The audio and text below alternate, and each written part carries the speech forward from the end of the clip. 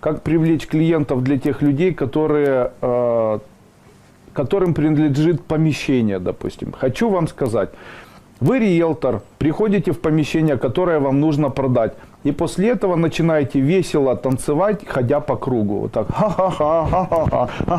И начинаете по кругу танцевать. Вот чем быстрее вы будете танцевать, тем больше клиентов будет приходить в ваше это помещение. Вы представляете, это называется раскрутить свой бизнес. Допустим, видели, как танцуют сиртаки? Допустим, мне для того, чтобы сегодня раскрутить свой бизнес, чтобы он начал приносить плоды, достаточно взять Соню за руки, Сашу пригласить, там, Женю, работников офиса, и после этого начать с ними танцевать сиртаку, держась за плечи, очень быстро ходя по кругу против часовой стрелки. Но этот танец посвятить дальнейшему процветанию офиса. 100% в дальнейшем этот офис начнет больше торговать. Когда вы открываете магазин, покружитесь в этом магазине долгое время, тогда привлечете в этот магазин много клиентов. А вы что делаете? Ответ: ничего. А вы делаете халахай, халахай, халах, халахай, халах. Халахай не так сильно работает, а вот потанцевать работает. Что нужно сделать? Нужно всем налить по 100 граммов, после этого предложить танцевать сиртаки и кружиться. После этого можно уже туда запускать клиентуру. Все будут приходить и покупать. Смешно, но работает. Вот вам и смешно. У них смешно, у нас работает. Уже металлическое колечко с железа, которое нужно одеть на мизинец на левой руке и на правой руке. Или на мизинцы ног. Так у вас наладится работа связи между почками и вашим сердцем. На первой обновленной ступени вы говорили о кованом кольце. Подскажите, из серебра оно может быть или только из металла? Исключительно из железа. Какие кольца на что одеваются? Если одеть на мизинец левой руки, то у человека проходят заболевания почек. Если одеть на оба пальца мизинца, то у человека исчезают денежные проблемы. Если одеть на безымянной правой руки кованое кольцо, у человека исчезают заболевания печени. Если на левую руку, на безымянный палец, исчезают заболевания селезенки. Если на средний палец левой и правой руки исчезают заболевания легких. Если одеть на указательный палец левой руки, у человека исчезают заболевания сердца. Если одеть на указательный палец правой руки, у человека улучшается иммунитет. Если на большой палец, у человека исчезают головные боли. Если связать два пальца между собой на левой и на правой руке, лечатся глаза. В случае, если одеть медные, вернее, железные кованые браслеты на кисти, лечат позвоночник. Я вам хочу дать сегодня метод, который называется использование в магическом методе подковы или магнита. Существует магнит, который выглядит как подкова. Если такого нет, используйте подкову. Итак, использование подковы или магнита для определенного притягивания в свою жизнь либо нужного человека, либо вообще и счастья в жизни и так далее. Давайте мы ее запишем. Данный метод позволяет зарядить подкову или магнит на целую неделю. Таким образом, что все люди, которые будут видеть эту подкову или этот магнит, будут очаровываться красотой или умом того человека, рядом с которым она находится или висит. Итак, здесь есть тайна. Нужно взять подкову или магнит и обмотать ее разноцветными тряпочками. Красной можно обмотать, материалом. То есть она не должна быть похожа на подкову. Ее обматывают разными тряпочками, красными лучше, желтенькими, каким-нибудь бисером. В материал заматывают эту подкову. После того, когда вы начитаете, возьмите эту подкову уже с намотанным материалом в правую руку. После этого сделайте так. Почитайте мантру 108 раз и после этого отбросьте эту подкову от себя. Вот так. Чем дальше, тем лучше, только не в окно. После того, когда вы начитали 108 раз и отбросили от себя эту подкову, то ее можно поднять, отнести куда-нибудь там на предприятие, на производство, к себе в офис или еще куда-то. Эту подкову прицепить где-то рядом со стеной. 1 неделю она будет привлекать к вам сумасшедшее внимание. Какое? Те люди, которые будут рядом с вами находиться и видеть подкову, будут обольщаться вами, а вы их будете при помощи себя очаровывать. А, как классно! К сожалению, данный метод, он работает только 1 неделю, 7 дней. После этого нужно снова снять, вернее, вновь нужно будет снять такую подковку и после этого обряд зарядки провести вновь. Очень интересный метод, если честно. Я сейчас напишу мантру. Ом намо батути чамунди тхамах тхамах тхамах сваха. Если выполнить такую практику и повесить ее в магазине над тем местом, где вы работаете продавцом, то именно у вас будут покупать товар, потому что это позволит обольщать тех людей или очаровывать тех людей, которые будут рядом находиться. А если носить магнитик на себе? Хорошо, это очень хорошо, потому что такой магнитик будет притягивать в вашу жизнь взгляды большого количества людей. Есть маленькие-маленькие магнитики продаются, вот такого маленького размера. Вот ее в тряпочку обмотать, такой магнитик, после этого начитать, откинуть от себя. Весь следующий день носить рядышком с собой или даже на себе. Ничего в этом такого нет, увидите, оно работает как магия, очень интересно и быстро. Скажите мне, кто видел такую практику, которая называется рог изобилия, которую можно с легкостью найти у нескольких тренеров, там, ну, не буду их фамилии говорить, так как это некорректно. Тем не менее, существуют практики, которые говорят, что представь над собой рог изобилия, из него высыпаются автомобили, деньги, а также представь, будто из неба начинают сыпаться деньги, автомобили, там, так далее и так далее. И хочу сразу же задать вопрос и сам же на него отвечу. Могу сразу же сказать, что помогает ли это человеку увеличить материальное благополучие. А теперь, как это работает и почему это не работает? Объяснения этому звучат так. Мы привыкли, что в случае, если сверху с неба начинает течь дождь, то данный дождь должен что-то смыть. Таким образом, если человек представляет, будто сверху на него течет дождь из денег, то на нашем психологическом или подсознательном уровне это будет смывать полностью из нашей жизни материальное благополучие. Поэтому никогда в жизни не используйте метод, который говорит о том, что нужно представлять, будто сверху шелестят и летят купюры, золотые монеты, дорогие слитки, автомобили, здоровье и так далее. Почему? Вы навсегда от этого избавитесь, и после этого, возможно, в вашей жизни этого не будет. Именно так люди теряют деньги, здоровье, потому что они не знают, каким образом вы... Эзотерически сдать квартиру в аренду необходимо так.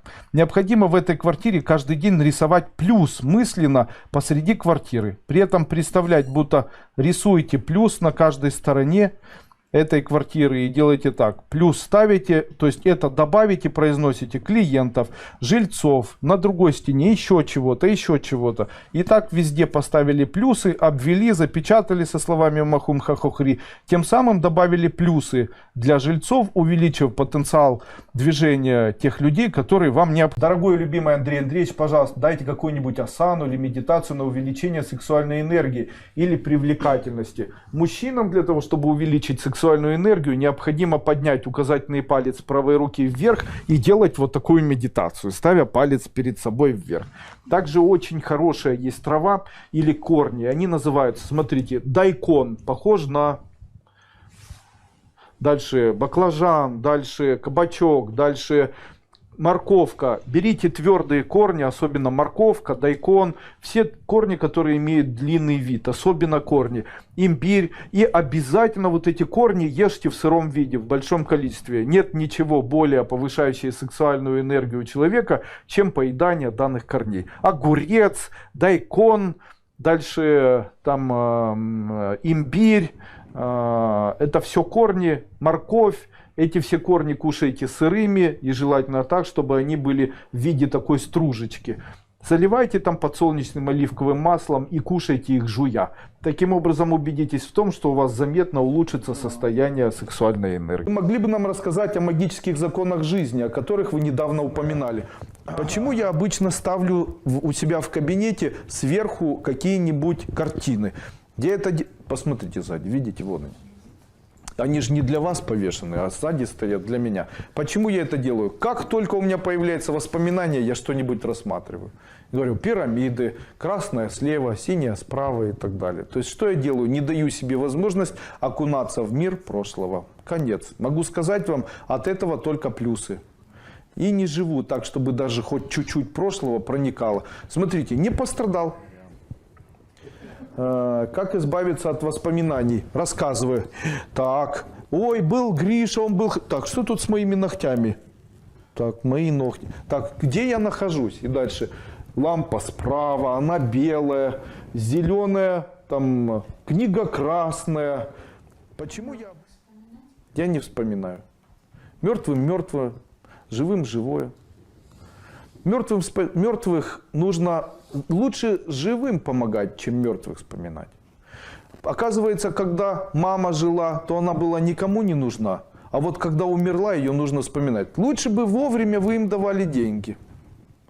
Понимаете? Не обижайтесь на то, что я говорю такие гадости. Но тем не менее, гадости очень часто человек создает. Оказывается, поминать умершего – это гораздо важнее, чем помогать живому.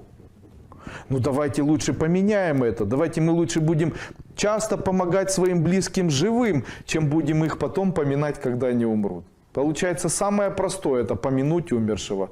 И самое тяжелое – это помочь живому. Так лучше живым помогать. Лучше живому спросить о здоровье, отправить деньги. Лучше узнать, как он живет и так далее. Вы любите этих людей, тогда им помогайте, раз вы имеете такую возможность. Приютите, поддержите, помогите. Вот это и есть настоящая духовность. А когда человек умер, то после этого ему все равно. Я сегодня вам хочу дать тибетский метод, который называется метод медитации с успокоением своего сознания. Сидя с закрытыми глазами, желательно вечером, вы должны медленно, поднимая руку, прикасаться с закрытыми глазами, очень-очень медленно, безымянным пальцем к лбу. После этого медленно ложить свою руку обратно себе на колено. И после этого сделать за час так не больше 10 раз.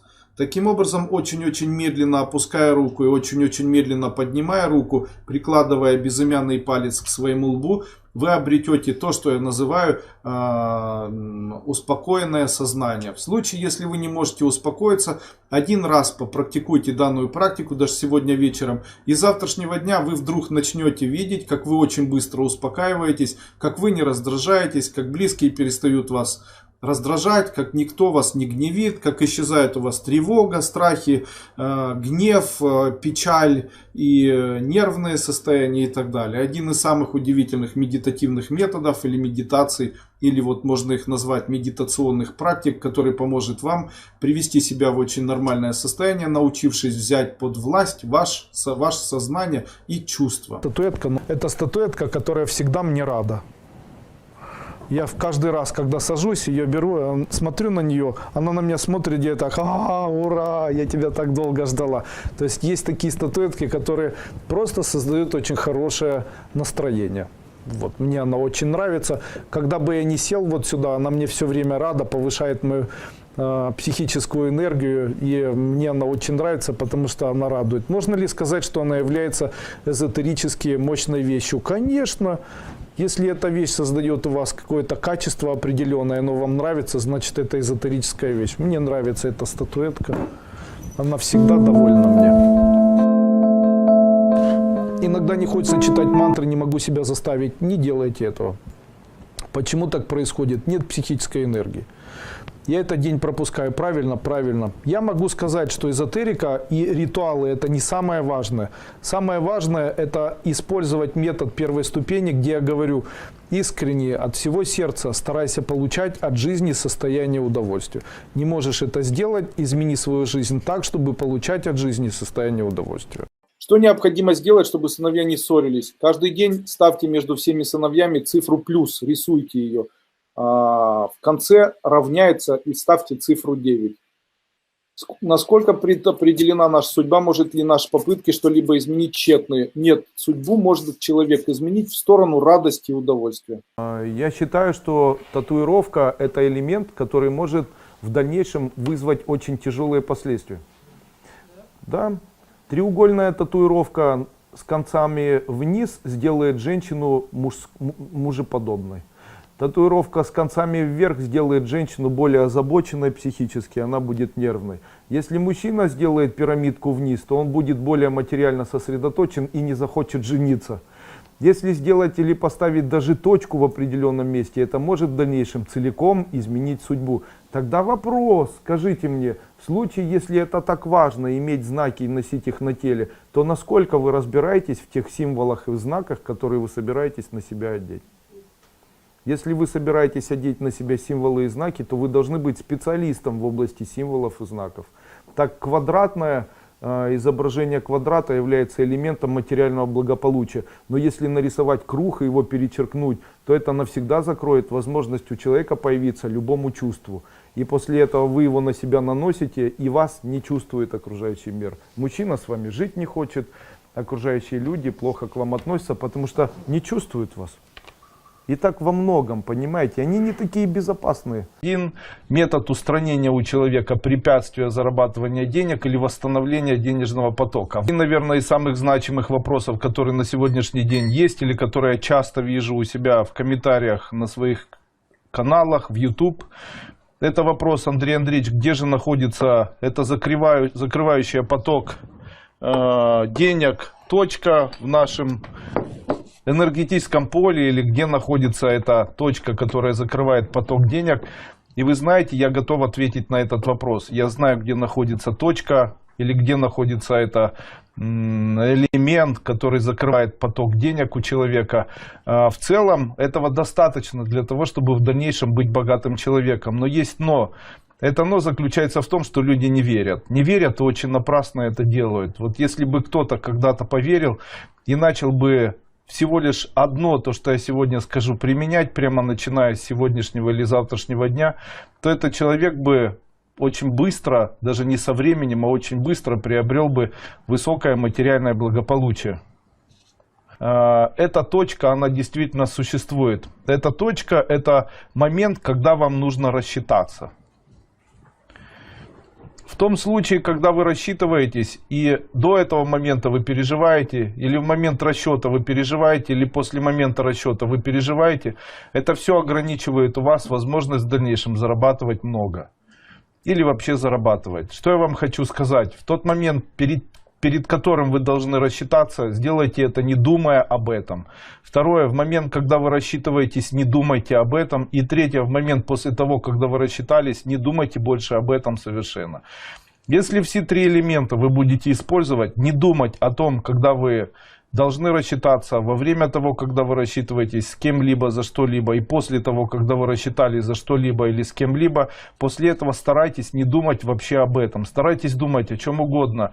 О природе, о семье, о будущем, я не знаю, о чем хотите, думайте. Так вот, в случае, если вы не будете этого делать и не будете обращать внимание в тот момент, когда вы рассчитываетесь, это фактически будет тем ключом, который откроет к вам огромный поток изобилия, и в вашей жизни все полностью изменится. Я знаю, какие вопросы сейчас начнут мне задавать люди. Они будут связаны с обвинениями. Как можно не рассчитываться, как можно не думать. Я считаю каждую копейку. А вот как хотите, так это и воспринимайте. Я хочу вам дать совет как эзотерик, как человек, добившийся достаточного материального благосостояния. Могу сказать, что данный метод, он абсолютно проверен, работает на 100%. Если вы будете его использовать в бизнесе, у себя в отношениях, в коммуникации себя в социуме, а также стараться использовать данный метод повсеместно, вы очень быстро, буквально за несколько недель, сможете обрести яркие результаты, в каком бы финансовом состоянии на сегодняшний день вы бы. Хочу дать сегодня метод, который называется использование в магическом методе подковы или магнита. Существует магнит, который выглядит как подкова. Если такого нет, используйте подкову. Итак, использование подковы или магнита для определенного притягивания в свою жизнь либо нужного человека, либо вообще и счастья в жизни и так далее. Давайте мы ее запишем. Данный метод позволяет зарядить подкову или магнит на целую неделю. Таким образом, что все люди, которые будут видеть эту подкову или этот магнит, будут очаровываться красотой или умом того человека, рядом с которым она находится или висит. Итак, здесь есть тайна. Нужно взять подкову или магнит и обмотать ее разноцветными тряпочками. Красной можно обмотать, материалом. То есть она не должна быть похожа на подкову. Ее обматывают разными тряпочками, красными лучше, желтенькими, каким-нибудь бисером. В материал заматывают эту подкову. После того, когда вы начитаете, возьмите эту подкову уже с намотанным материалом в правую руку. После этого сделайте так. Почитайте мантру 108 раз и после этого отбросьте эту подкову от себя. Вот так. Чем дальше, тем лучше, только не в окно. После того, когда вы начитали 108 раз и отбросили от себя эту подкову, то ее можно поднять, отнести куда-нибудь там на предприятие, на производство, к себе в офис или еще куда-то. Эту подкову прицепить где-то рядом со стеной. 1 неделю она будет привлекать к вам сумасшедшее внимание. Какое? Те люди, которые будут рядом с вами находиться и видеть подкову, будут обольщаться вами, а вы их будете при помощи себя очаровывать. А, как классно! К сожалению, данный метод, он работает только 1 неделю, 7 дней. После этого нужно снова снять, вернее, вновь нужно будет снять такую подковку, и после этого обряд зарядки провести вновь. Очень интересный метод, если честно. Я сейчас напишу мантру. Ом намо батути чамунди тхамах тхамах тхамах сваха. Если выполнить такую практику и повесить ее в магазине над тем местом, где вы работаете продавцом, то именно у вас будут покупать товар, потому что это позволит обольщать тех людей или очаровывать тех людей, которые будут рядом находиться. А если носить магнитик на себе? Хорошо, это очень хорошо, потому что такой магнитик будет притягивать в вашу жизнь взгляды большого количества людей. Есть маленькие-маленькие магнитики продаются, вот такого маленького размера. Вот ее в тряпочку обмотать, такой магнитик, после этого начитать, откинуть от себя. Весь следующий день носить рядышком с собой или даже на себе. Ничего в этом такого нет, увидите, оно работает как магия, очень интересно. Человек использует ругательство в своей речи для доказательства правдивости. Это происходит потому, что этого человека очень часто обманывают. Обманывают его в связи с его некомпетентностью. Поэтому, повышая свою компетентность, образованность, у человека исчезает желание применять ругательство, и его меньше обманывают. Я очень рекомендую читать книги и не ругаться. Я вообще могу сказать, что есть смертные грехи неудачи, я их вот так назову. Эти грехи, они обязательно проваливают человека в тот социум, который всегда вынужден попрошайничать, быть потребителем, не иметь никогда счастья в жизни, вечно обижаться. Какие это качества или какие-то черты, которые приводят человека к тому, что он опускается на такой уровень. Первое – это ложь. Второе – это злость. Третье – это хитрость. Четвертое – это жадность. Нужно еще набрать. Пятое – это некомпетентность, нежелание читать. Шестое – это, скорее всего, невозможность контролировать чувства свои. Потому что на чувства влияют, а чувства обманчивы. И седьмое – это нежелание преодолевать страхи или страх. Вот получилось вот таких 7 основных качеств. Если человек преодолевает 7 качеств, не стоит критиковать, это, наверное, 8 качество, не стоит обсасывать кого-нибудь, не стоит обзывать, ругаться. Это все плавно человека делает богатым человеком. Я не видел ни одного короля, который бы матерился, ругался. А видел ли я королей в своей жизни? Я не видел королей, но я видел таких людей, которые зарабатывают больше королей. Они, несмотря на то, что некоторые из них очень-очень знаменитые бандиты, они все равно живут очень интеллигентной жизнью, у них очень ровная судьба, они мягкие, для них важна доброта, честность, душевность. Вы представляете, вот такие люди. Это требования определенного социума, с этим сделать ничего нельзя. Страхи. Я вообще считаю, что если вы хотите заниматься предпринимательством, то единственное, что вам мешает быть эффективным, это страх. Вообще страх – это то, что мешает человеку быть счастливым человеком. Найдите свой страх, преодолейте его. Это важный совет. Человек, который преодолевает страхи, на 100% делает свою жизнь замечательной и хорошей. Не бойтесь закрывать, не бойтесь открывать, не бойтесь создавать, не бойтесь потерять, ничего не бойтесь. Просто прислушивайтесь больше к уму, чем к чувствам. Сердце нас обманывает. Не бойтесь, что кто-то увидит того, что вы боитесь. В этом есть секрет. Если вы боитесь и не показываете этого, то в итоге никто не видит того, что вы боитесь. Поэтому бойтесь, когда вам хочется, только никому не рассказывайте про это. Не показывать тому, что боишься, это основа смелости. Вообще, быть смелым человеком – это то, чему нужно обучать детей. Я считаю, что детей бьют в школе не потому, что они сильные или слабые. Их бьют, потому что у них очень много страхов. Ребенка не нужно обучать агрессивности, ребенка нужно обучать смелости. Таким образом, если ребенок смелый, тогда его никто не будет трогать. Почему? Дети очень тонко чувствуют тех, кто боится. Таким образом, ребенка нужно учить смелости, а не учить хитрости там, и всему остальному. Есть эффект такой, называется эффект птичьей семьи или собачьей семьи. Вы когда-нибудь видели, когда рождаются щенки и мамочка щенков начинает их кормить, то в случае, если один щенок начинает скулить, то остальные начинают его пихать и кусать. Также и у птиц. В случае, если находится какой-нибудь цыпленок, который ведет себя, там хромает на одну ножку, там падает, то остальные его начинают заклевывать. Также и у голубей, вы представляете? Вы что считаете, что природа, она бесчеловечная или природа безнравственная? Нет, в природе заложена любовь божественная. Тем не менее, почему так происходит? Ответ этому звучит так. Всех, кто жалуется на жизнь, их жизнь заклевывает. Помните, не стоит жаловаться. Все в жизни связано. Поверьте мне, в случае, если кто-то вас обидел, этого человека замучит без вас совесть. Дайте только время. Не будьте теми людьми, кто желает вендетты, не старайтесь мстить этим людям, отпустите это восвояси. Поверьте мне, жизнь и время все расставит на свои места.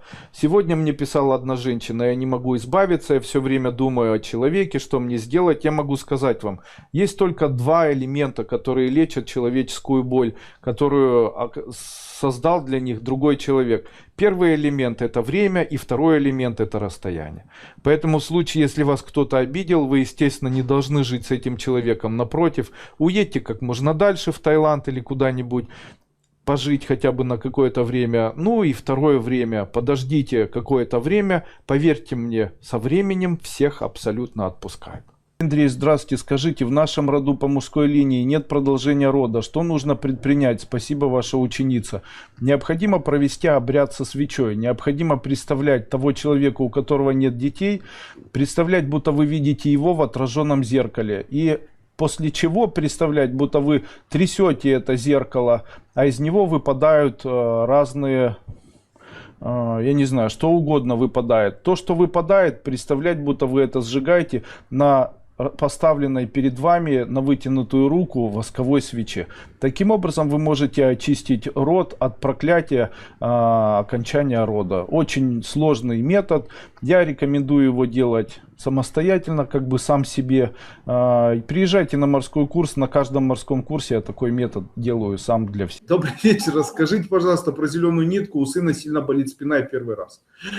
Итак, вокруг позвоночника на уровне поясницы нужно взять зеленую нитку, завязать ее несколько слоев и в конце завязать на 38 узелков. Говорить при этом ничего не стоит, затягивать не стоит, после этого снимать ее не стоит. Обычно, когда человеку завязывают эту нитку, то произносят мантру «Махи духики сваха». Намуратна троя маха духики сваха. Махи духики сваха. Да, точно. Намуратна троя махи духики сваха. Сегодня хочу поговорить об образе Солнца. Солнце является одним из элементов визуализации, который очень хорошо применять в медитационных практиках. Каким образом? Если представить вечером или днем, когда вы раздражены или обеспокоены чем-то, Солнце над собой, и представить, будто вы греетесь в его лучах, практически за 1-2 минуты вы сможете прийти в очень хорошее психоэмоциональное состояние и почувствовать состояние комфорта в середине своей души и сердца. Также образ Солнца может помочь человеку избавиться от заболеваний, связанных с проблемами глаз. Для этого необходимо удерживать образ Солнца сзади, как будто вы видите Солнце у себя между двух лопат. Если это делать каждый день хотя бы по 2 минуты, то вы и сможете восстановить свои глаза. Образ Солнца необходимо использовать еще и для того, чтобы желания, загаданные вами, исполнялись. Для этого необходимо представить себя Солнцем в повелительной форме, загадывайте желание, и оно в дальнейшем у вас. Итак, хочу еще раз рассказать о том, что значит стоимость. Я считаю, что мужчина, который может просто так пригласить женщину и просто так с этой женщиной переспать, я считаю, что такая женщина в дальнейшем ухудшает свое материальное благополучие, так как ее стоимость очень снижается. И те мужчины, которые будут в ее жизни попадаться, это будут мужчины, которые будут видеть в ней очень доступную, ну и, как правило, бесплатную женщину. То есть не захотят в нее вкладывать. В этом особенность женщины. Нельзя делать просто так. Женщине категорически, катастрофически нельзя быть доступной. Таким образом, вы можете воспитать целую культуру благодаря своему примеру. Женщины, которые не дают возможности мужчине быстрых отношений, эти женщины в дальнейшем достаточно хорошо сами реализовываются, у них жизнь складывается совершенно по-другому. Не получается, не нравится то, что я говорю, это не имеет никакого значения. Женщины... Итак, как нужно пить алкоголь? Обучение Дуйко, великого алкоголика всей страны. Значит, итак, первое, я пью только с теми людьми, которых я знаю. Пью только с теми людьми, которых я знаю. А если я людей не знаю, если есть хотя бы один человек, которого я не знаю, то я никогда не пью больше 3. Делаю 1, 2, 3 и уезжаю. 3 рюмки, да. 3 бокала, да. Там 3 раз цокнулся, и после этого я уезжаю. Да, никогда не повторяется. Если я не знаю одного из людей, которые находятся, я не пью больше 3 раз. 1, 2, 3, конец.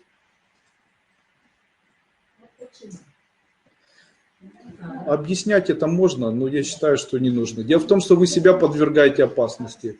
Да, вы можете напиться, после этого вам кажется сейчас, что это не компромат, на самом деле это компромат, вас могут подставить, что-то забрать, там как-то подвергнуться насилию и так далее.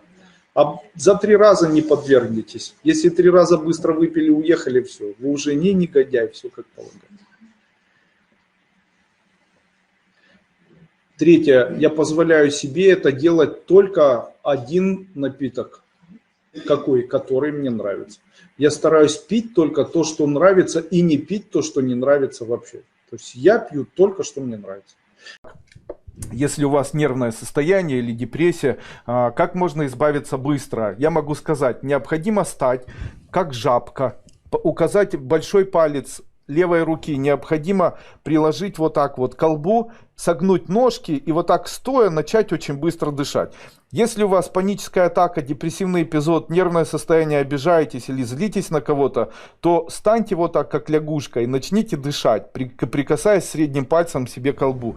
Вы будете в восторге от того, насколько быстро это все убирается. Простой способ обрести суженого, но не ряженого, это купить журнал, она ищет его, он ищет ее, «Огонек» за 1981 год, шутка, или там какую-либо газету или журнал, там, в котором есть объявление, она ищет его или он ищет ее. Не имеет значения, это ваш город, или это город там, Бурятии, или еще где-либо, или это английский журнал, любое выпускное издание, желательно современное и желательно то, которое издано не старее 1 года назад. После этого на объявлениях, там, где написано «она ищет его» или «он ищет ее», нужно написать фломастером подробное свое описание. Меня зовут Маша, я живу, мой адрес такой-то, такой-то, ищу там такого-то, такого-то. И пишите, не стесняясь, делайте вот таких надписей не менее 3 на одной странице. Пишите обязательно свой адрес и свой номер телефона. После этого эту газету кладете сверху на шкаф. Если вы женщина, на шкаф, а если вы мужчина, под шкаф. Таким образом у вас и после этого ждете, на протяжении 1 года все свершится. Медитация номер 2. Это медитация, о которой я очень часто говорю. Это медитация малыша. Что необходимо выполнять или что необходимо представлять и для чего выполняется данная практика. Это очень простой метод, который я рекомендую использовать особенно невезучим людям. Скажите, есть ли люди, которые плохо относятся к детям? Сразу же хочется дать ответ. Если человек относится плохо к маленькому ребенку, это говорит о том, что у этого человека есть определенное психическое нарушение. Возможно, там депрессия, невроз или еще что-то.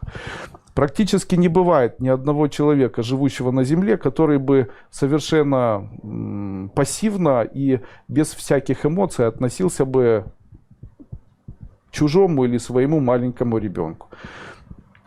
Именно поэтому существует определенный вид практики, который помогает человеку обрести хорошее к себе отношение. Это метод, который называется «обрести в себе маленького ребенка». Как его необходимо использовать? Это определенного образа медитации. Допустим, такси не останавливается. Что необходимо представить? Необходимо представить, будто вы маленький ребенок. Там, допустим, никто вам не уступает место, никто не хочет вам там что-то продать, что-то дать, там как-то для вас подписать, что-то сделать. Скажите, маленького ребенка хотят защитить? Хотят. Как использовать данную медитацию? Когда вам что-то необходимо, необходимо в этот момент представить себя просто маленьким ребенком. Все медитации необходимо выполнять с открытыми глазами, и желательнее всего медитации выполнять днем, а не на ночь. Я могу сказать, как убрать негатив. Если вы все время плачете, если вас оставил любимый, можно использовать определенный ритуал. Данный ритуал выглядит следующим образом. Нужно брать большой кусочек сливочного масла, ложить его на ладонь левой руки, после этого произносить ом-хе и дуть на это масло.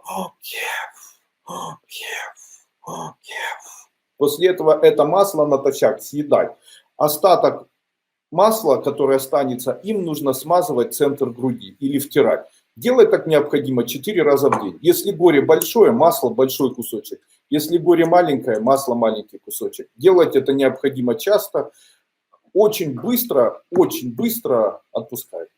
Муж мой все время критикует, учит и без конца всех воспитывает. А вы не страдайте. И наоборот говорите всегда. Вот утром просыпаетесь, берете четки. Длинные вот такие, как у меня, и начинаете: а мой муж всех обожает, а мой муж никого не воспитывает, а мой муж нас обожает, а мой муж такой хороший, а неужели он ничего для вас хорошего не делает? Вот он только воспитывает всех, обязательно всех там дрючит, обязательно что-то делает. Но если он это делает, то примите это. Таким образом, только словами, как я научил: а мой муж самый лучший, а мой самый хороший, а мой самый добрый, а мой нас не воспитывает, а мой обожает ребенка, а мой обожает меня, а мой желает меня все время целовать, а мой меня все время желает гладить, и вот так вот. И так круг четок. Делайте 3 дня, в понедельник или на следующий вебинар скажите, как вам помогло. Будете в восторге просто от того, как это работает. Это называется одеть на человека ментальные сети. А мой плохой, он еще негодяй, он еще там бухает. Одеваете ментальные сети, их потом снять невозможно. Ну что, поднимем кундалинию. Итак, через зубы мы это делаем, расслабили плечи и делаем так. Животик выпучили, плечи расслабили, живот должен висеть. И ждем. 1, 2, 3, 4, 5 и выдыхаем. И расслабляем плечи. 1, 2, 3, 4, 5, 6, 7, 8, 9, 10, 11, 12, 13, 14, 15. И еще раз делаем. Плечи расслабили как можно сильнее.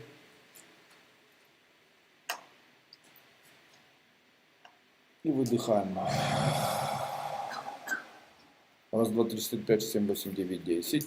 И еще раз. Голова кружится. И еще раз.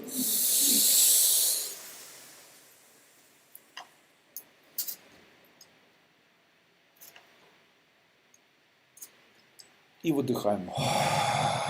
И закрываем глазки. Расслабляйтесь. Скажите, есть ощущение будто подергивания в теле, ощущение будто приятно в голове, приятно в теле появилось что-то. Есть такое ощущение?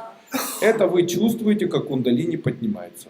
Вот так, когда кундалини поднимается, именно такие ощущения в теле появляются. Скажите, это было сложно? Не сложно, правильно. Если делать это долго, то тогда у человека происходит, когда кундалини подходит до уровня 5-й чакры, у человека может отключиться на секунду сознание. Также появятся яркие галлюцинации. Доводить до этого состояния не стоит, поняли? Потому что в случае, если это делать, то считается это неправильным. Необходимо этот рубеж переходить. Но если долго делать, то с открытыми глазами появляются яркие картинки будущего и настоящего, и так далее. Делать долго поднятие кундалини не стоит. Объясню почему.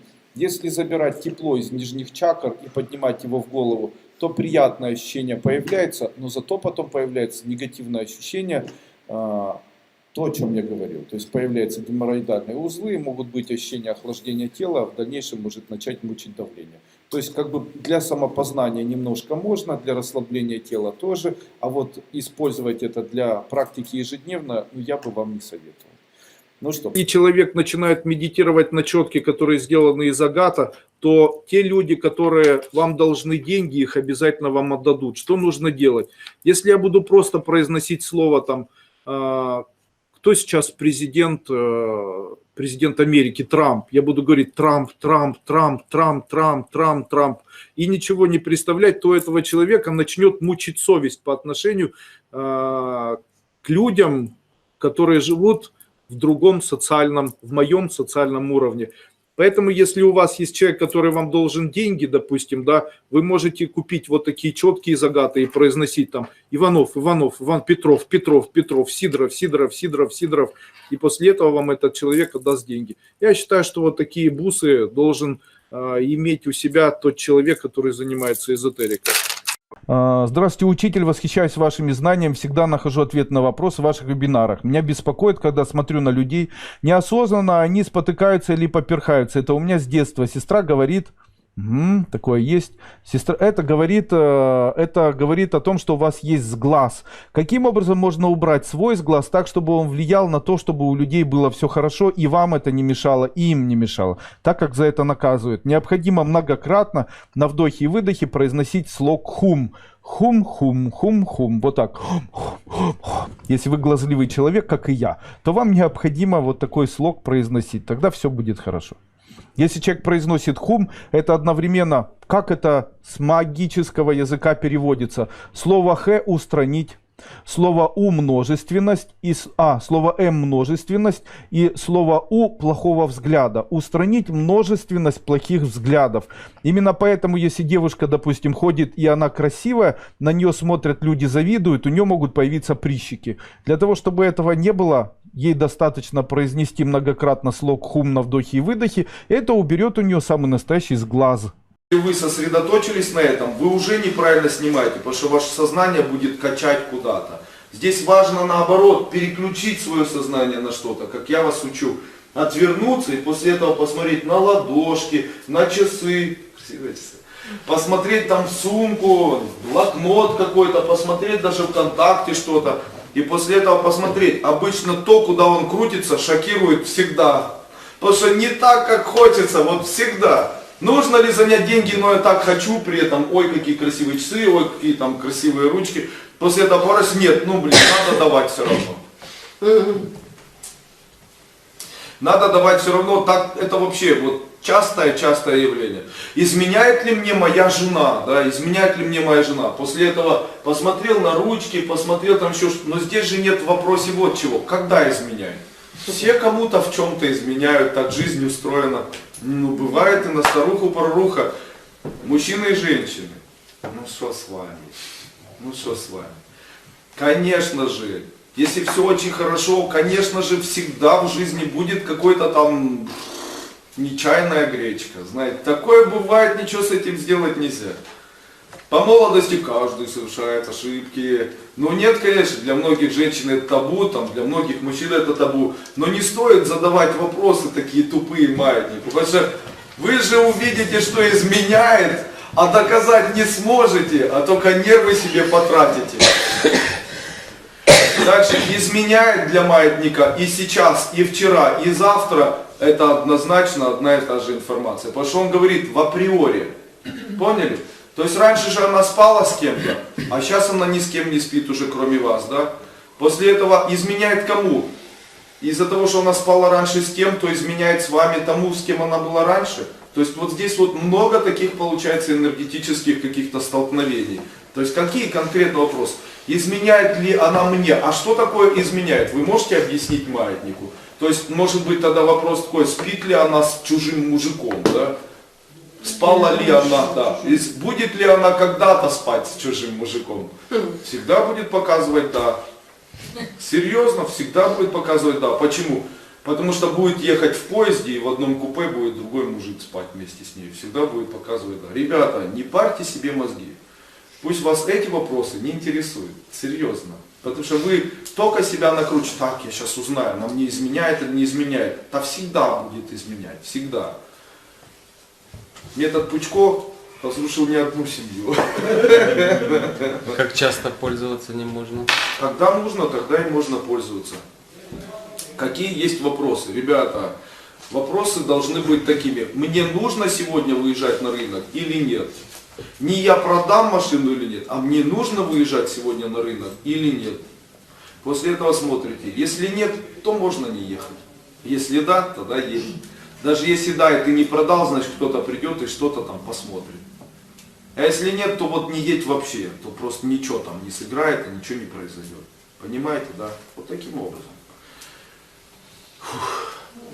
Дальше. Самая интересная тема, которую я обожаю, которая называется убирание негативов и проблем из своей жизни. В канун дня рождения, день рождения это начало ужаса нашей жизни. Я говорю это серьезно. Смотрите, когда человек рождается, то он рождается и проходит сумасшедший стресс. Рождение это начало. Скажите, если человека, который только что родился, если его накормить супом, борщом, заставить танцевать, делать физкультуру, выскочить на улицу, заставить его гулять очень долго, скажите, это может ухудшить его самочувствие на протяжении следующих годов жизни? Может, да? Как вы не можете понять, рождение это начало, а начало это наоборот, самый лучший праздник, который может быть у человека в канун его рождения, это сон до обеда. Что нужно делать человеку, который только родился? Он должен все отменить и спать как можно дольше. Почему? Если вы этот день проспите как можно дольше, то у вас это принесет вам огромное количество потенциала. Вы накопите энергию на целую жизнь. Потом что нужно сделать? Нужно тихонько встать, поесть, а не попить, как это обычно бывает. После этого пообнимать всех близких и после этого снова лечь спать. Понимаете? Почему? А если кто-то хочет отблагодарить вас за то, что вы такой хороший человек, делайте это уже на второй день, когда сил наберетесь. Вообще, первый день рождения – это день рождения, который нужно посвятить себе и тем людям, которых вы обожаете. Не нужно свои дни рождения выставлять на показ, чтобы все вас поздравляли и так далее. Я всегда делаю день рождения так, чтобы это было исключительно для моей семьи. Это праздник для меня, моей семьи. Вообще, я считаю, что есть семейные праздники, они имеют значение для человека. А массовые это гуляние уже, понимаете. Если это массовые гуляния, то тогда всегда задаешь вопрос, за чей счет праздник, кому от этого, кто заплатит, знаете, там, зачем тебе это нужно, сколько ты с этого заработаешь денег, не является ли это вообще бахвальством каким-то и так далее. То есть, много таких непонятных моментов, знаете. Вот вы пригласили людей, эти люди пришли, посоветовали вам что-то. Вот обратите внимание на этих людей, насколько они вам дороги. Нет, серьезно. Вот у вас день рождения, много людей, каждый вам что-то сказал. Закончилось день рождения и скажите, кто вам дорог? А здесь вопрос, а как определить, кто дорог? Друзья мои, очень легко. Хотите, я вас научу определить, кто вам дорог, а кто нет? Позвоните своим друзьям и скажите, мне срочно нужно $1000. Серьезно, у вас есть близкие, позвоните и скажите, у вас есть $1000, мне очень срочно надо, ненадолго, на неделю. Вот если этот человек с легкостью отдаст вам вот эти $1000, значит этот человек ваш друг. Да, если не даст вам деньги, значит этот человек не друг. Почему? Потому что друг даже не спросит, зачем вам это нужно. Скажите, мне нужны деньги, я не могу сказать на что, дай мне $1000. Если мужчина доест за очень красивой женщиной, то он непременно в жизнь притянет огромное богатство. Поэтому если мужчине нравится женщина, он за ней доест, это принесет материальное благополучие. Но в случае, если женщина считает себя красивой или если она выглядит красиво, то она не должна сидеть дома. Потому что если красота отдается миру и люди, которые на вас видят, видя вашу красоту, считают, что вы красивые, то это фактически делает вас богатыми. Почему? К кому течет любовь, к тому текут и деньги. Поэтому если красивая женщина гуляет в торговом центре, на нее смотрят и видят в ней эту красоту, она фактически делает себя богатой. Поэтому если вы считаете себя красивой, гуляйте, это сделает вас богатыми людьми. Поэтому, если приехать в Турцию, многие турки это знают. Поэтому, если взять женщину, которая красивая, и просто с ней гулять за руку, то это сделает того человека, кто ее держит за руку, богатым. Понятно? Это такая особенность. С ней в это время спать не нужно, достаточно просто за ручку ходить. Почему? Потому что на красивую смотрят, красивую обожают, а она соединена за ручку в этот момент с этим человеком, и его облучают. В Турцию приезжаешь, старые бусурманы такие идут с очень красивыми молодыми девушками, и они платят за это деньги даже молодым девушкам специально, чтобы с ними погулять. Для чего они это делают? Теперь мы знаем, как эзотерики, что это делается с целью привлекания в жизнь материального благополучия. Вы, допустим, некрасивая. Такого не бывает, конечно. Но если вы считаете себя некрасивой, то можете ли вы взять за руку красивую и с ней погулять? Да, это сделает вас тоже богатой. Поэтому иметь красивую подругу — это тоже хорошо. Заставляете ее гулять, подруга ходит, улыбается всем, а вы пожинаете плоды. Потому что нужно правильно применять эзотерические методы. А если на самокате кататься, мне 54 года, тоже привлекутся деньги?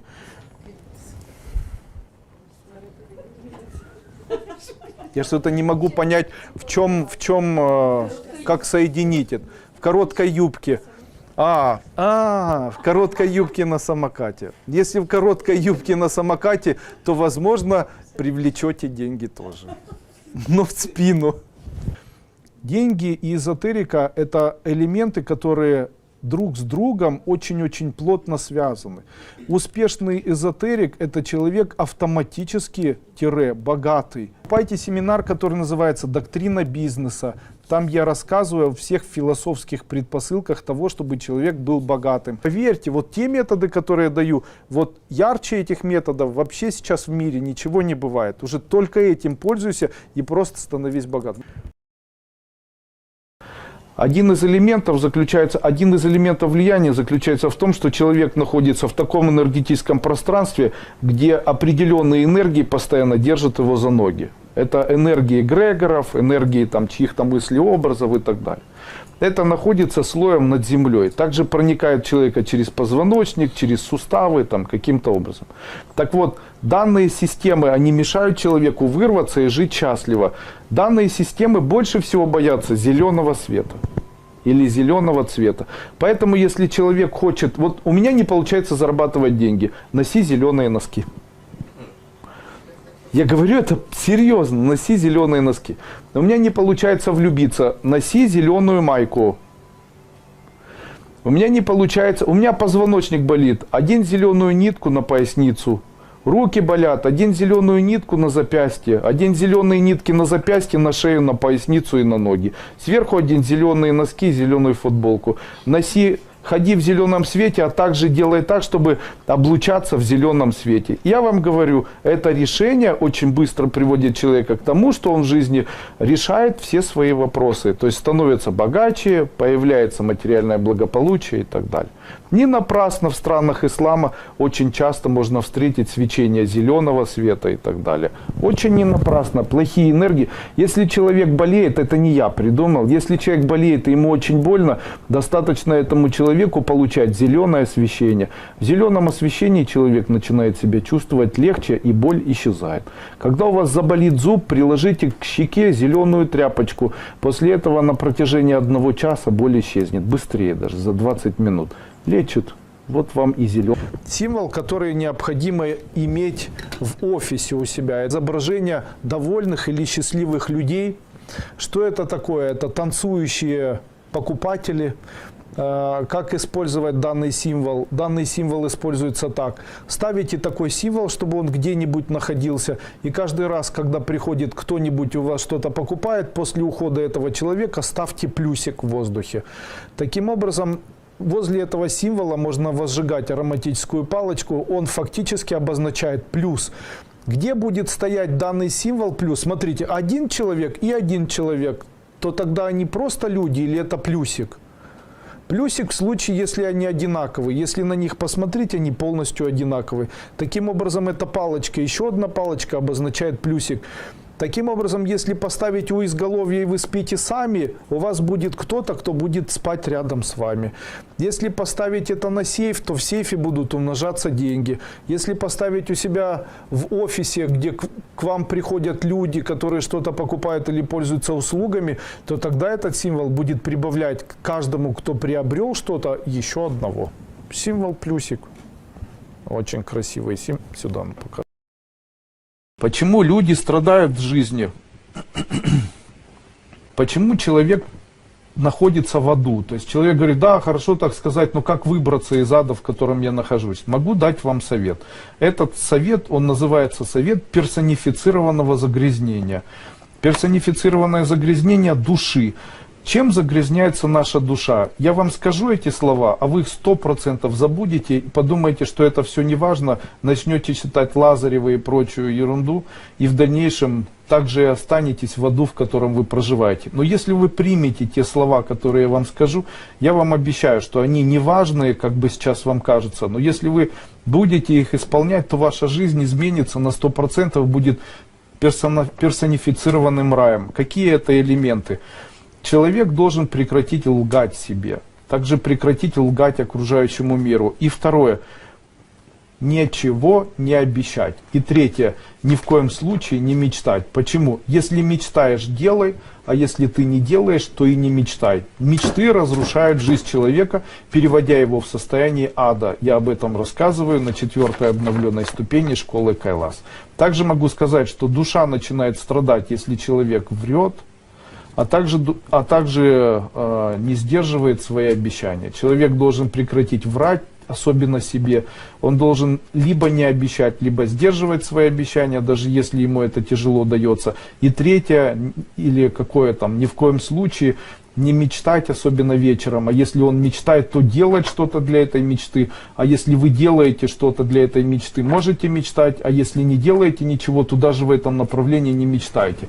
Особенно человек разрушает трансерфинг реальности, а также вот та ересь, которую пишут в разных книжках о том, как необходимо мечтать. Я вам хочу сказать вот что. Мечтайте, и ваша жизнь превратится в ад прямо при вашей жизни. Запомните мои слова, я их еще раз сегодня повторю. Если мечтаете, делайте что-то в отношении вашей мечты, а если не делаете, то даже и не мечтайте. Иначе разрушите свою жизнь полностью. Когда человек чего-либо желает, то у него происходит завихрение. Эти завихрения, они создают огромное количество совпадений. Когда человек везучий, то почему он везучий? Он движется на пути духовного роста. Чем выше становится элемент духовности, тем больше везения у человека появляется. Таким образом, в случае, если вы включаете и то, что вы хотите, видите, думаете о чем-то, это тут же происходит. Это говорит о том, что вы находитесь на пути высокого духовного развития. Я вас с этим поздравляю. Я ученица школы Кайлас. Очень здесь интересный такой еще момент. Однажды женщина ко мне пришла и сказала: Андрей Андреевич, на меня на протяжении зимы 4 раза упала сосулька. Последний раз, когда эта сосулька упала, она упала, причем порезала мне очень дорогую шубу там какую-то. И Андрей Андреевич, что это такое? Если есть лужи, я вступаю. Если есть сосульки, они падают в меня. Если там где-то есть какая-то яма, я обязательно в нее въезжаю. Андрей Андреевич, что это такое? Я ей говорю: скажите, вы эзотерикой занимаетесь? Она говорит: я прохожу вашу ступень. Я ей говорю: вам везет. Она говорит: как это мне везет, если то сосулька упала, это наоборот не везет. Да. Но когда я хожу, на меня сосулька не падает. Когда я хожу, не вступаю в дырку никуда, ни во что не вступаю. Мне не везет в жизни. Она говорит: я вас не могу понять. Так вот, объясняю. Вам не везет, мне не везет в жизни, поэтому со мной происходит все, как и со всеми людьми. А вам безумно везет в жизни, поэтому из всех людей, которые прошли под сосулькой, 22 тысячи человек на протяжении дня, упало только на вас. И это говорит о том, что вы везучее, чем 22 тысячи человек. Почему везучие? Она говорит: как же это использовать? Везение исключительно зависит от того, что чувствует человек. Если в середине человек негативно настроен, то его везение включается в антивезение. И тогда ему везет, но только наоборот. А вот в случае, если бы она развивала у себя хорошее состояние души и духа, то есть она бы радовалась, у нее было бы состояние восхищения чем-либо, восторженное настроение, то тогда на нее бы не сосулька падала, а она бы находила большие суммы денег. Они бы начали появился бы любимый мужчина, у детей бы появились квартиры, горсоветы бы провели там под дом новую дорогу. Мужчина — это удивительный инструмент, который может быть творцом. Не напрасно очень часто Бога воспринимают как мужчину-творца, так как мужчина, он склонен к тому, чтобы творить, быть творческим человеком. А кто же такая женщина для мужчины, которая рядом с ним живет? Я считаю, что женщина — это некий экономист и бухгалтер. И вы знаете, в случае, если экономист и бухгалтер на предприятии хороший, то тогда и предприятие хорошее. А если экономист и бухгалтер плохой, то и предприятие плохое. И тогда скажите, что же здесь важно для мужчины? Ну, я могу ответить. Важно, какой вам попадется экономист и бухгалтер. Здесь, наверное, везение, оно должно стоять на первом месте для мужчины. В случае, если женщина умеет осознавать, как зарабатываются деньги, понимать всю ответственность этих заработанных денег и их возможности потратить, то в случае, если так происходит, то мужчине этому повезет. Я даже хочу рассказать анекдот на эту тему. Однажды с генералом шла его жена. И эта жена говорит, смотрит, генеральская жена смотрит, и дворник перед ними подметает улицу. И она говорит, ну вот ты представляешь, это она говорит своему мужу, а ведь этот мужчина, который сейчас работает дворником, учился со мной в одном классе, и даже когда мы обучались в институте, он делал мне предложение. И он говорит ей, вот видишь, скажи мне спасибо. Она говорит, за что? За то, что ты рядом со мной стала генеральшей. А он говорит, нет, это ты должен мне сказать спасибо. Он говорит, за что? Если бы я женилась, вышла замуж за него, то он был бы сейчас генералом, а не ты. Почему? Потому что хороший бухгалтер и хороший экономист рядом с мужчиной, который творческий и предприимчивый, это великолепный залог его успеха. И я думаю, что жена напрямую связана с успехами мужчины. И мужчина напрямую, если мужчина хочет любить свою женщину, он должен вычеркнуть остальных женщин из своей жизни и не думать о них даже. Почему? Потому что именно это и приведет к тому, что жена перестанет экономить, начнет его разочаровывать. Почему? Это и приносит в семью разочарование. И кто будет виноват в том, что жена плохо относится, разочаровывается в отношениях, ищет кого-либо? В этом очень часто виноват в том числе и мужчина, который ищет близости, ищет возможности с кем-то спать и так далее. Считаю это неправильно. Из этого такой еще вопрос. Андрей Андреевич, почему мой муж ленивый? Дело в том, что у мужчин, как правило, выделяется тестостерон. У мужчин выделяется тестостерон, за счет того, что он выделяется, у мужчины появляется желание. Творческие желания, желание шевелиться, чего-либо доставать и так далее.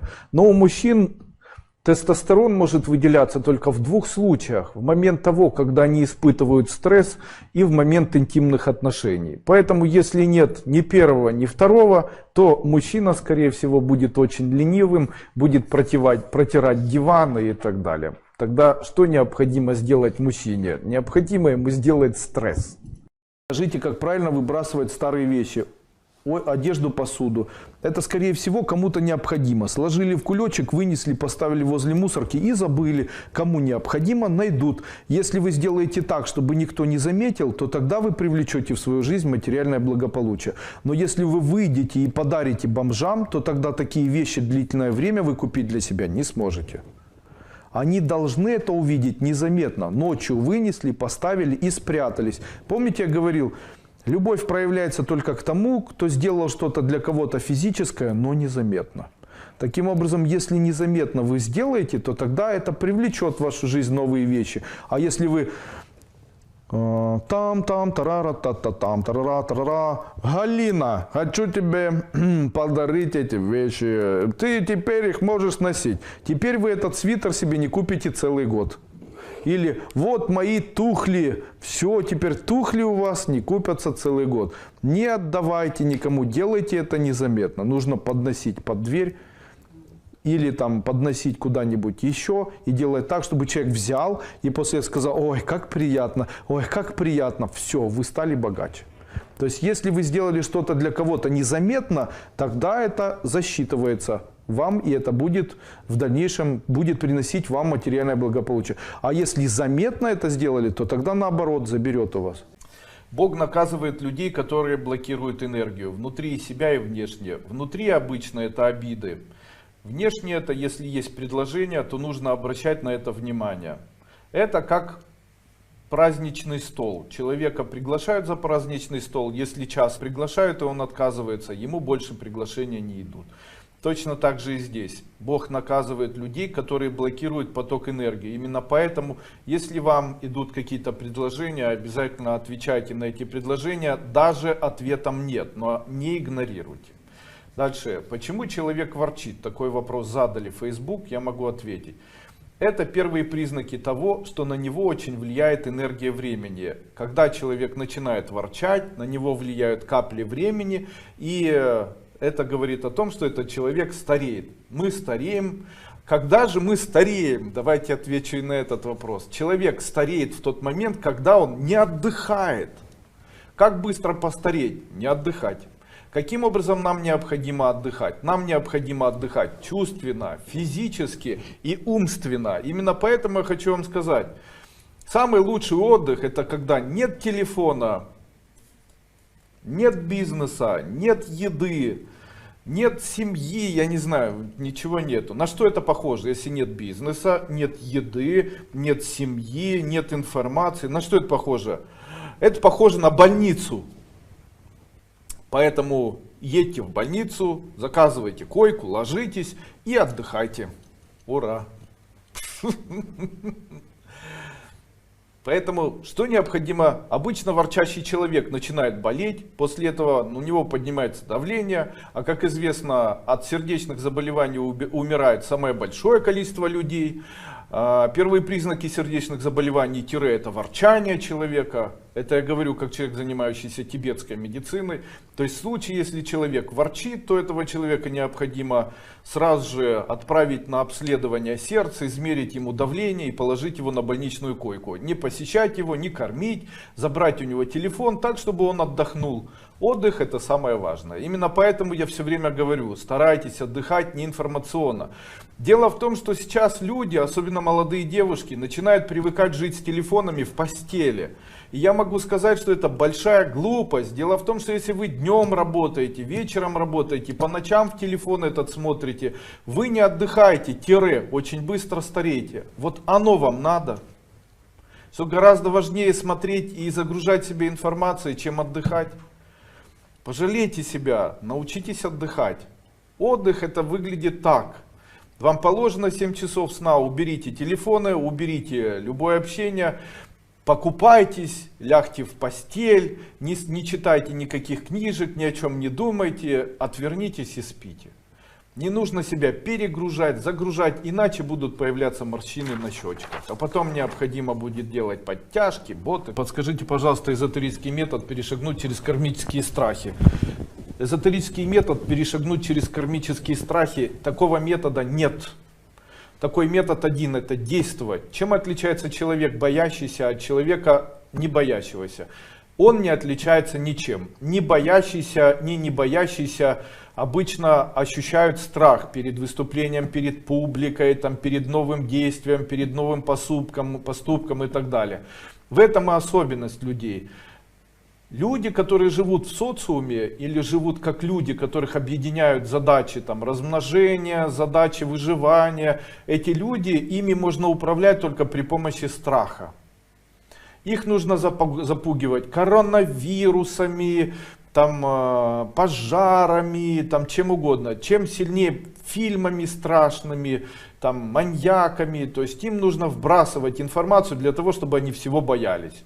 Показывать фильмы, где только подлецы могут становиться богатыми, наркодилеры, проститутки и так далее. То есть их запугивают этим, чтобы они даже не стремились, потому что со многими людьми я общаюсь, и многие люди говорят лишь одно: нельзя, потому что это все, потому что это очень плохо, потому что... Нет. Марта Мария Луст. Добрый день, Андрей Андреевич. 02.02.2020. Есть ли магия в этой дате? Если да, то посоветуйте. Это магия четверки. В случае, если четверка совпадает с четвергом, то можно бросить или там можно избавиться от плохих качеств каких-нибудь, сказать: все, я больше не буду никогда злиться. Или я даю обет никогда не принимать алкоголь, или в течение года больше не буду пить, или не буду курить, с этого дня бросаю. Вечером, вот когда будет такая дата. Но эта дата, она, насколько я помню, будет в воскресенье. Да, можно попробовать сказать, что все, с сегодняшнего дня я не пью, или я не курю, или больше не буду там еще там игроманией заниматься. Но что вам сказать, я сомневаюсь, что это может произойти в воскресенье. А так сама по себе дата, ну когда-то, ничего такого нет. Дата дивергенции, то есть дата отпускания внутренних чувств. Вот я бы рекомендовал в воскресенье, он является как бы днем Адвайты. Я считаю, что в воскресенье можно попробовать вечером избавиться от мыслей, которые навязчиво тянутся на протяжении всей жизни. То есть это может быть, допустим, муж меня бросил, я не могу никак о нем забыть, он меня мучает. Вот в воскресенье скажите: все, с сегодняшнего дня ты меня не мучаешь, да будет так. И лечь спать. И на следующий день отпустит. Вот дата эта совпадает с чувственным компонентом в воскресенье. Интересно, почему, когда человек хвалит, все портится? Когда человек хвалит другого человека, это называется сглаз. Как это устроено? Обычно, когда человек хвалит другого человека, он одевает на него ментальную сеть. Как это происходит? Женщина подошла и говорит: ой, какая красивая у тебя дочка. После этого пришла домой и говорит, это условно одела сеть на дочку. Потом домой пришла и начинает говорить: надо же, почему у нее такая красивая дочка, у меня дети не получаются, а моя вот такая придурастая. И после этого она как бы обратно эту сеть тянет себе в грудь, не понимая этого. Эта сеть проходит сквозь ребенка, разрывает его энергетическую структуру, нарушая его энергетический баланс, приводя к тому, что у этого ребенка появляются проблемы со здоровьем, психические проблемы, нервное состояние и так далее. Как избавиться от этого? То же самое происходит, когда человек, допустим, там еду приготовил, там, кстати,